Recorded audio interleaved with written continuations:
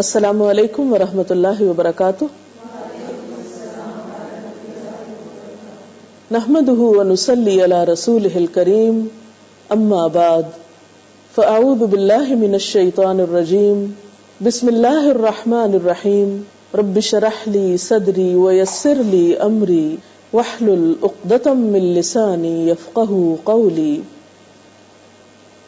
آج سے ہم رمضان المبارک کی آمد پر پروگراموں کا ایک سلسلہ شروع کر رہے ہیں کہ ہم رمضان کیسے گزاریں.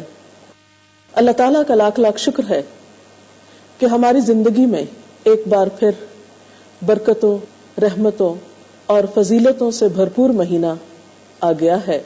اس پر ہم اللہ تعالیٰ کا جتنا بھی شکر ادا کریں کم ہے. ہماری دعا ہے کہ ہم اس میں ایسے کام کر سکیں کہ جس سے واقعی ہم اس مہینے سے بھرپور فائدہ اٹھا سکیں.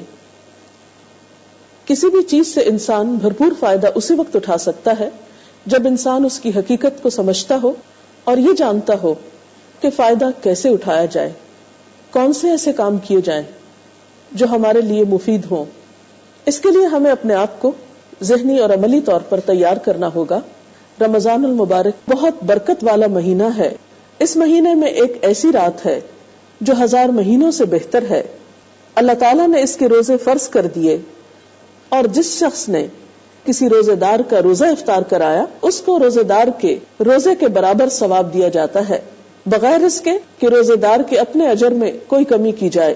آپ دیکھیے کہ ایک روزہ رکھنا ایک مشکل کام ہے، لیکن اگر انسان کسی دوسرے کو روزہ افطار کرا دیتا ہے تو گویا اس نے ایک اپنا روزہ رکھا اور ایک دوسرے کے روزے کا اجر بھی پا لیا. اور اس میں پریشانی کی یہ بات نہیں کہ شاید اس کا اجر لے لیا تو اس کے لیے کچھ نہ بچا. اللہ تعالیٰ یہ ثواب اس شخص کو بھی دیں گے جو کسی روزے دار کا روزہ ایک کھجور یا ایک گھونٹ پانی پلا کر کھلوا دے گا.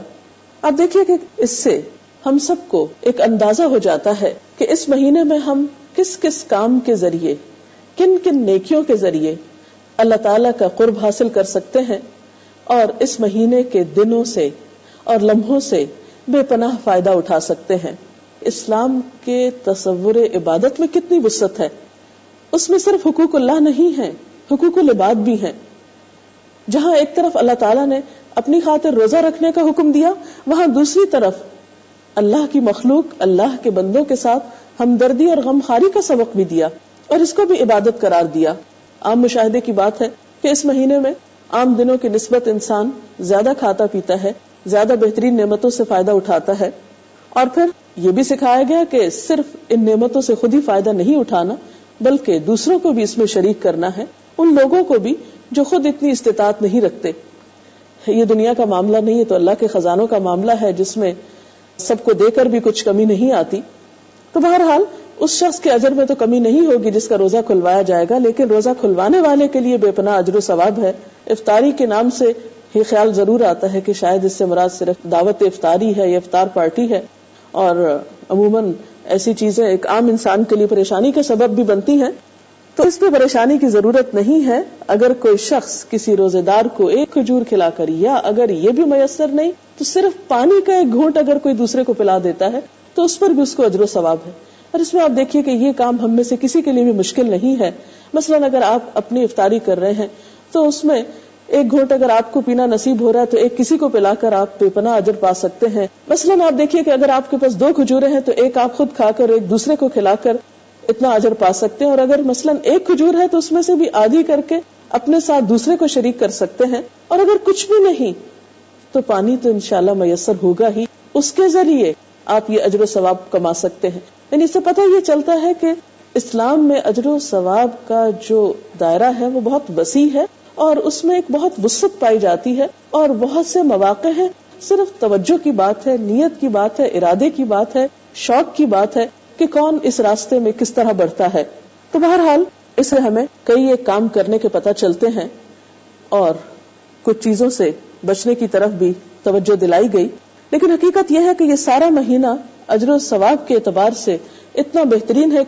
اسی طرح ہم دیکھتے ہیں کہ ایک اور حدیث میں بھی آپ صلی اللہ علیہ وسلم نے فرمایا کہ جب ماہ رمضان کی اول رات ہوتی ہے تو بڑے بڑے سرکش جن اور شیاطین قید کر دیے جاتے ہیں، دوزخ کے دروازے بند ہو جاتے ہیں، پھر ان میں سے کوئی دروازہ نہیں کھلتا जन्नत के दरवाजे खुल जाते हैं और उनमें से कोई दरवाजा बंद नहीं होता, और अल्लाह की तरफ पुकारने वाला पुकारता है। किस तरह पुकारता है? या बाग़िल खैरि अक़बिल, ए भलाई के तलाश करने वाले आगे बढ़। यानी नेकियों का मौसम बहार आ चुका है, अब वक्त है, जो करना है कर लो, गफलत न करना, सुस्ती न करना कि ये मौका हाथ से चला जाए। वया बाग़िश शर्रि अक़सिर, और ए गुनाह करने वाले, ए बुराई के तलबगार, पीछे हट जा, कमी कर दे। अब तो वक्त है कि तुम अपने गुनाहों को छोड़कर अल्लाह की रहमतों में पनाह लो, अपनी बख्शिश कराओ। वलिल्लाहि उतक़ाउ मिनन नार वज़ालिका कुल्लु लैलतिन, और अल्लाह ताला बहुत से लोगों को दोज़ख से आजाद करते हैं, यानी हर रात में, और ये मामला हर रात होता है। यानी इन सारी रहमतों के बावजूद अगर कोई शख्स इस महीने की बरकत और रहमत से फायदा न उठा सके तो फिर वो खुद ही महरूम है। लिहाजा हम सबको इस बात की कोशिश करनी चाहिए कि हम इस महीने के अजर सवाब से पूरा पूरा फायदा उठा सकें। जिन नेकी के कामों की तरफ हमें मुतवज्जे किया गया है उन सब को हम अपने जहन में फिर से ताजा कर लें।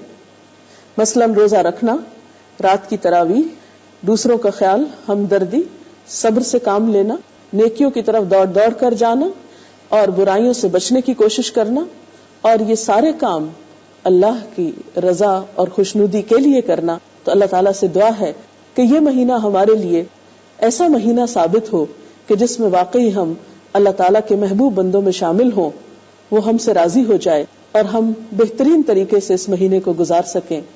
अगर आप में से कोई सवाल करना चाहे आज की गुफ्तगू से मुतल्लिक तो आप सवाल कीजिए। अस्सलाम वालेकुम। हदीस में आता है कि रमजान में शैतान कैद कर दिया जाता है, तो इसके बावजूद रमजान में इतनी बुराइयां क्यों होती हैं? इनका सवाल ये है कि जैसे कि हदीस में आता है कि रमजान में शैतान कैद कर दिए जाते हैं, इसके बावजूद बुरे अमल क्यों किए जाते हैं? तो बात यह है कि हदीस के अल्फाज कुछ यूं है कि सुफ़िदतिश शयातीन व मरदतुल जिन्न, कि बड़े बड़े सरकश जिन और शैतान कैद किए जाते हैं। लेकिन जैसा कि आप जानते हैं कि शैतान सिर्फ जिन्नों में से नहीं होते, इंसानों में से भी होते हैं। मिनल जिन्नति वन नास। अगर जिन शयातीन कैद कर लिए जाते हैं तो इंसानों के अंदर वही सिफात जो हैं वो रमजान के आने से एकदम खत्म नहीं हो जाती।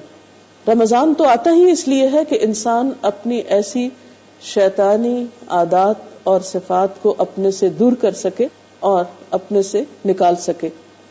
तो इसलिए ये समझना कि इन शैतानों के कैद होने की वजह से हम यकायक नेक हो जाएंगे या खुद बखुद कुछ हो जाएगा, ऐसा माना नहीं है। ये इससे मुराद ये नहीं है। इससे मुराद ये है कि नेकी की एक आम फजा इंसानों को दी जाती है, एक मौका अता किया जाता है जिससे वो बुराइयों से आसानी से बच सकते हैं और नेकियों को ज्यादा आसानी से इख्तियार कर सकते हैं। कोई और सवाल हो तो? रमजान बरकतों वाला महीना है और इस महीने में हम अल्लाह ताला का शुक्र कैसे अदा करें? इसमें कोई शक नहीं कि रमजान बरकतों और रहमतों वाला महीना है और ये अल्लाह ताला का एक खास इनाम है। उसका फजल है कि उसने हमें एक एक नेकी का कई गुना ज्यादा अजर सवाब बताया है इस महीने में करने का। तो हमारा भी फर्ज बनता है कि हम इससे फायदा उठाएं। तो नेमत का शुक्राना अदा करना जो है वो बहुत जरूरी है, और शुक्र अदा करने का बेहतरीन तरीका ये है कि हम भी उन कामों की कसरत करें जो अल्लाह ताला के पसंदीदा हैं। जैसे कि इस हदीस में आता है कि हर रात एक पुकारने वाला पुकारता है कि या बाग़ियल खैर अक़बिल व या बाग़ियश शर्र अक़सिर, कि ए खैर के चाहने वाले आगे बढ़ो और ए बुराई के चाहने वाले रुक जाओ। तो यही शुक्राना है कि हम इस पुकार को सुने और वो काम करें जिससे हमारी नेकियों में इजाफा हो और बुराइयों से हम बच सके। इसके साथ ही आज के प्रोग्राम का वक्त खत्म हो रहा है। इजाजत चाहते हैं। अल्लाह हाफिज।